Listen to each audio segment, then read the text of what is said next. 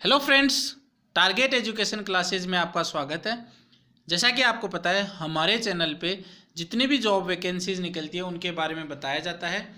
आज जो हम बात करने जा रहे हैं वो है Malaviya national institute of technology Jaipur, जहाँ पे वैकेंसी निकली है नॉन टीचिंग पोस्ट के लिए। हम यहाँ पे इस वीडियो में डिस्कशन करेंगे किस टाइप की जॉब है, क्या क्या क्वालिफिकेशन चाहिए, कितनी एलिजिबिलिटी होनी चाहिए, हम एक से ज़्यादा फॉर्म भर सकते हैं या नहीं भर सकते वो भी हम जानेंगे। तो वीडियो को आप पूरा देखिएगा, इंपॉर्टेंट वीडियोज़ आपके लिए होने वाला है। हमारा चैनल है टारगेट एजुकेशन क्लासेज। यदि आपने इसको सब्सक्राइब नहीं कर रखा है तो सब्सक्राइब कीजिए, बेल आइकन जरूर दबाइए ताकि वीडियो का नोटिफिकेशन सबसे पहले आप तक पहुँचे। तो इस वैकेंसी की हम बात करें, यह नॉन टीचिंग पोस्ट जो कि निकली है। इसमें librarian, deputy registrar, assistant librarian, scientific technical officer की वैकेंसी है। ऑनलाइन सबमिशन की जो लास्ट डेट है वो 16 जनवरी 2021 अप टू 6 PM। तो 16 जनवरी 2021 तक हमें ऑनलाइन तो सबमिट करना ही है। और जो लास्ट डेट है इसके अंदर हमें हार्ड कॉपी भी भेजनी है, वो 25 जनवरी 2021 5:30 PM तक पहुंच जानी चाहिए, जिसमें एक एनवलप कंटेनिंग द एप्लीकेशन, जो एनवलप होगा उसके ऊपर application for the post of, जो भी पोस्ट होगी उस पोस्ट का यहाँ पर नाम लिखा होना चाहिए। अगर आप एक से ज़्यादा पोस्ट में अप्लाई करते हो तो अलग से एनवलप, मतलब 2 पोस्ट में अप्लाई करते हो तो 2 एनवलप भेजोगे और दोनों के ऊपर अलग अलग से वो पोस्ट का नाम लिखा होना चाहिए। तो यहाँ पे हम बात करते हैं लाइब्रेरियन की। तो इसका पे लेवल है 10,000, एक पोस्ट है अनरिजर्व्ड के लिए। डिप्टी रजिस्ट्रार की बात करते हैं तो पे लेवल है 12 है और 7,600, ये भी एक अनरिजर्व्ड के लिए है। असिस्टेंट लाइब्रेरियन की बात करें तो पे लेवल है 10 और ये है 5,400, 2 अनरिजर्व्ड के लिए है। असिस्टेंट रजिस्ट्रार की अगर हम बात करें तो ये 5400 ग्रेड पे है। यहाँ पे 4 अनरिजर्व्ड की है, 1 80 की है और 3 OBC की है और 1 EWS की है। तो टोटल 9 पोस्ट है असिस्टेंट रजिस्ट्रार के लिए। साइंटिफिक या टेक्निकल ऑफिसर की बात करें तो इसका पे लेवल है 10 और ग्रेड पे है 5400, 3 अनरिजर्व्ड है, 1 OBC है। तो टोटल पोस्ट जो है साइंटिफिक टेक्निकल ऑफिसर की 4, टोटल नंबर ऑफ पोस्ट हो जाएगी 17। हमारा चैनल है टारगेट एजुकेशन क्लासेज, इसको आप सब्सक्राइब कीजिए। आगे हम क्वालिफिकेशन की अगर हम बात करते हैं तो सबसे पहले हम बात करते हैं लाइब्रेरियन के लिए। इसमें master degree in library science में मास्टर डिग्री होनी चाहिए या इंफॉर्मेशन साइंस में मास्टर डिग्री होनी चाहिए। Documentation with CGPA of 6.5 in 10 points, 10 points में 6.5 होने चाहिए। या परसेंटेज की बात करें तो 60% होने चाहिए। और अगर हम बात करें तो होल्डिंग एन एनालॉगस पोस्ट, कोई भी जो पोस्ट है उस पर काम कर रहा हुआ हो या किया हुआ हो। At least 10 year experience as deputy librarian, deputy librarian का 10 ईयर का एक्सपीरियंस होना चाहिए। और साथ में ही library of technical university, educational institute of national importance या any other large technical library में कम से कम 3 साल उसने बिताए हुए हो। ये भी बताया गया कि पोस्ट जो है वो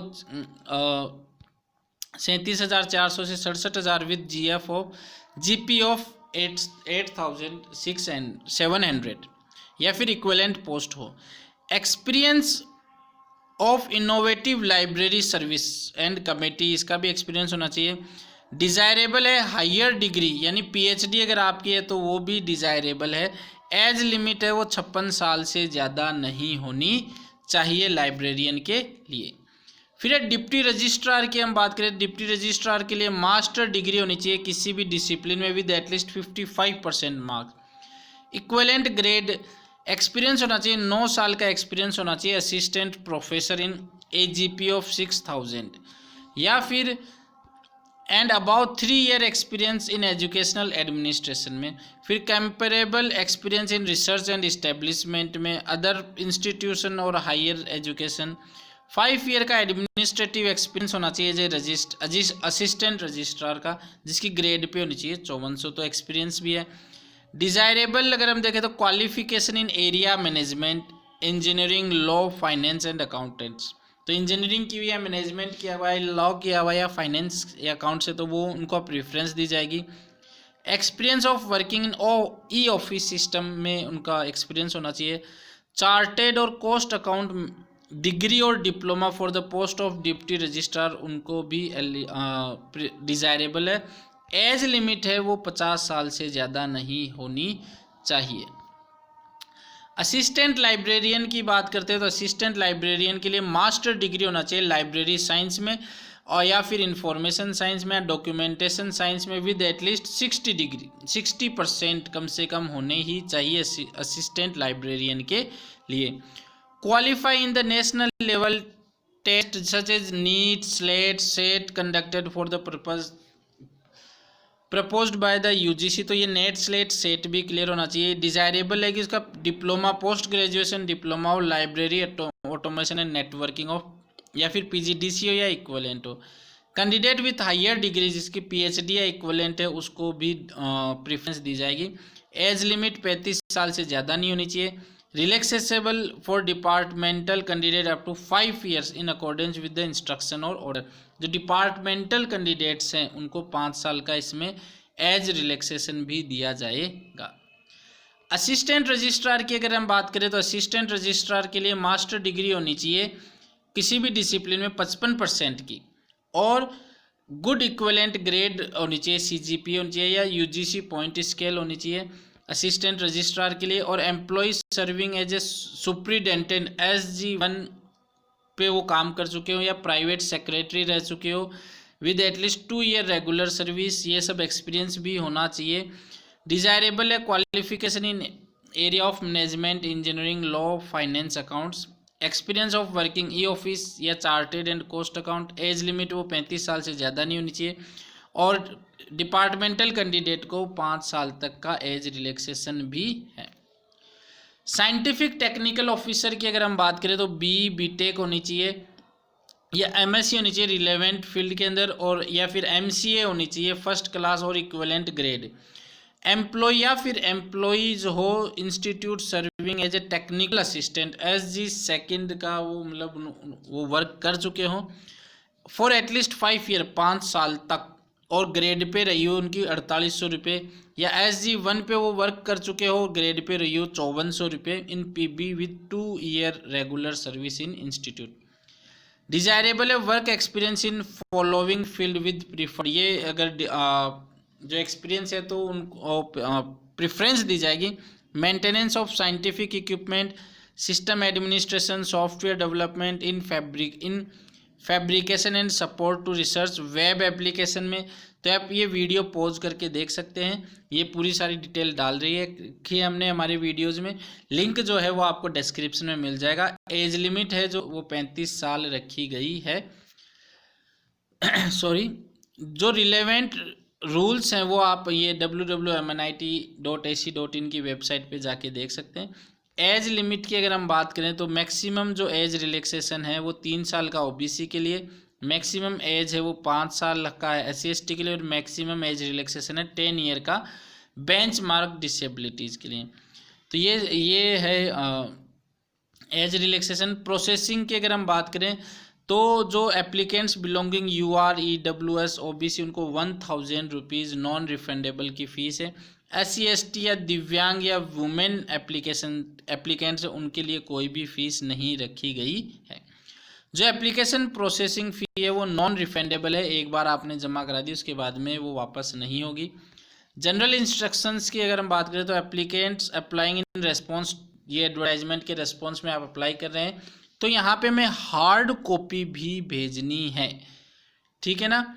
तो वो हमें याद रखना। The institute will retain online application data and hard copy of application form for non short listed candidate only for 3 months. Candidate who wish to apply, अब ये देखिए ये मोर देन 1 पोस्ट, अगर एक से ज़्यादा पोस्ट के लिए आप अप्लाई करना चाहते हैं तो अलग अलग for each post in prescribed manner and separate application must be submit for each post. तो अलग अलग पोस्ट के लिए अप्लाई करना पड़ेगा, अलग अलग यानी अलग अलग ही फीस लगेगी। तो ये सब है, आप स्क्रीनशॉट लेके या वीडियो को पॉज करके आप देख सकते हैं। रिटर्न टेस्ट नहीं है। इफ़ रिक्वायर्ड, अगर ज़रूरी होगा तो ही रिटर्न टेस्ट होगा, नहीं तो रिटर्न टेस्ट नहीं होगा। तो रिटर्न टेस्ट में भी कंडक्टेड हो सकता है जो भी शॉर्ट लिस्टिंग कैंडिडेट है। तो अगर ज़्यादा फॉर्म चले जाएंगे तो रिटर्न टेस्ट होगा, नहीं तो इंटरव्यू ही होगा। ये सब डिटेल इसमें रखी गई है। ओरिजिनल डॉक्यूमेंट्स और एक सेट है वो सेल्फ अटेस्टेड कॉपीज का ले जाना है अपने साथ रिटर्न और इंटरव्यू के लिए, जो वेरिफिकेशन होगा, produced at the time of return और इंटरव्यू फॉर वेरिफिकेशन। तो ये हमारा चैनल है, आपने सब्सक्राइब नहीं कर रखा है तो सब्सक्राइब कीजिए। और ये अगर आपको कोई भी डाउट होता है तो आप इस ईमेल आईडी पे ईमेल करके आप कंफर्म कर सकते हैं। रिक्रूटमेंट ऑफ डॉक्यूमेंट्स, जो डॉक्यूमेंट्स चाहिए, एक तो 10th की मार्कशीट चाहिए, हायर सेकेंडरी स्कूल का सर्टिफिकेट चाहिए और degree certificate along with marksheets pertaining to all academic years. जितने एकेडमिक ईयर है, first year, second year, third year, सब की आप हमें जो है वो डॉक्यूमेंट्स दिखाने पड़ेंगे ओरिजिनल, और फोटोकॉपी भी ले जानी पड़ेगी। तो ये याद रखना है। ये सब जो है वो कास्ट सर्टिफिकेट का जो उन्होंने परफॉर्मा वो डाल रखा है, वो भी आप यहाँ इस लिंक से डाउनलोड कर सकते हैं। आगे बात करते हैं तो फोटो आइडेंटिटी कार्ड भी जो है, जो भी इश्यूड किया गया वो भी चलेगा। एनओसी चाहिए ही चाहिए गवर्नमेंट जॉब के लिए। नेट सेट गेट है वो अप्लाई कर रखा है, या सर्टिफिकेट है वो भी एप्लीकेबल है। Degree as referred about should be have been awarded by recognised university या इंस्टीट्यूट। डेट ऑफ बर्थ अगर आपने जो ऑनलाइन रिक्रूटमेंट एप्लीकेशन में भरी है वो ही मानी जाएगी, कोई चेंज नहीं होगा डेट ऑफ बर्थ में। तो डेट ऑफ बर्थ भरते हुए आप ध्यान में रखेंगे। ये चेकलिस्ट है, तो ये चेकलिस्ट देख लीजिएगा। एक बार फिर से हम बता देते हैं, 16 जनवरी लास्ट डेट है ऑनलाइन के लिए, और 25 जनवरी 2021 5:30 तक हार्ड कॉपी पहुंच जानी चाहिए। तो ये आज का हमारा वीडियो था। आपको कैसा लगा हमें कमेंट करके ज़रूर बताइएगा। अच्छा लगा है तो लाइक ज़रूर कीजिएगा और वीडियो को ज़्यादा से ज़्यादा शेयर कीजिएगा ताकि सभी का फ़ायदा हो सके। इसी के साथ बहुत बहुत धन्यवाद।